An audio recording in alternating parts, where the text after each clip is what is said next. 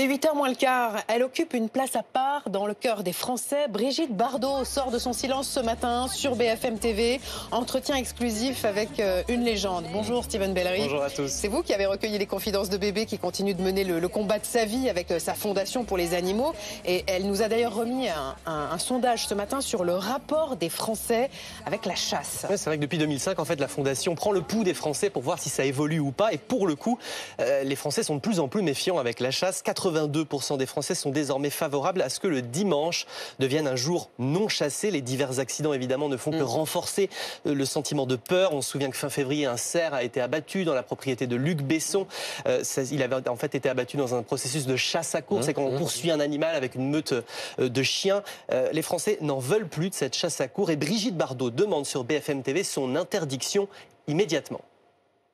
Pas dans quelques années. Moi, j'ai pas le temps d'attendre. C'est maintenant que ça doit bouger. Ils m'ont fait attendre 50 ans. Maintenant, moi, j'attends plus. Je veux qu'on abolisse la chasse à courre. D'ailleurs, la France est un des derniers pays de l'Europe à encore pratiquer cette monstruosité. Il faut abolir la chasse à courre. Et d'ailleurs, les Français sont d'accord avec vous. 72% des Français sont opposés à la chasse à courre, fort rejet. Et ce sont les jeunes qui sont le plus opposés à ce mode de chasse. Ça vous rassure que la nouvelle génération s'empare de ce sujet? 76% des 18-24 ans opposés à la chasse à courre. Et je trouve formidable que les jeunes réagissent comme ça. Bravo les jeunes, parce que vraiment les vieux, c'est des vieux cons. Ça, c'est vieux cons. Voilà, le franc-parler de Brigitte. Évidemment, vous avez abordé bien d'autres sujets avec Brigitte Bardot. Lesquels, par exemple? Sa forme, on a envie de savoir, évidemment, quand elle décroche son vieux téléphone à Saint-Tropez qui grésille. Comment ça va, Brigitte? L'icône a fêté ses 90 ans en septembre dernier. On se souvient qu'à l'été 2023, il y avait une petite frayeur à cause de la canicule et de douleurs respiratoires. Mais en ce moment, tout va bien. Vous m'entendez? Non. Je suis paramolo au téléphone. Hein. À nous deux, la chasse. J'ai beaucoup de chance parce que j'ai un tempérament de feu de Dieu. C'est difficile de m'abattre. Non. Vous savez, je pense à beaucoup de choses. Hein.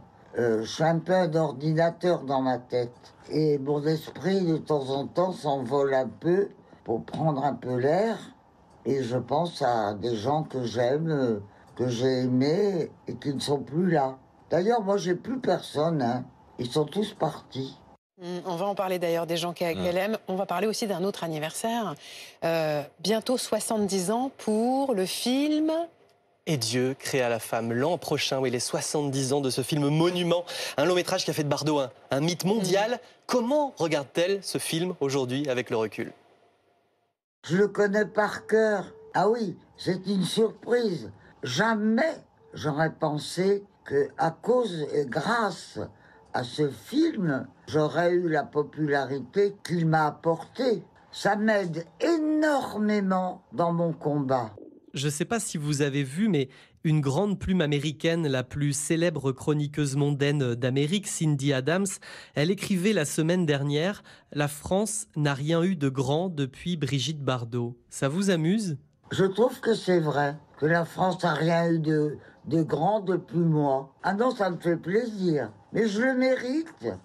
Voilà, mais bien sûr, mais c'est pour ça qu'on l'aime. C'est bien. À quoi ressemblent ces journées aujourd'hui à Brigitte Elles se ressemblent un petit peu toutes, mais disons que Brigitte Bardot savoure aujourd'hui sa solitude. Elle ne se montre plus en public. Elle se réveille, profite de sa maison le matin. Elle lit beaucoup. Elle adore Christian Signol, m'a-t-elle dit. Le midi, quand les bateaux de touristes commencent à s'approcher de la Madrague, elle en peut plus de ce bruit permanent.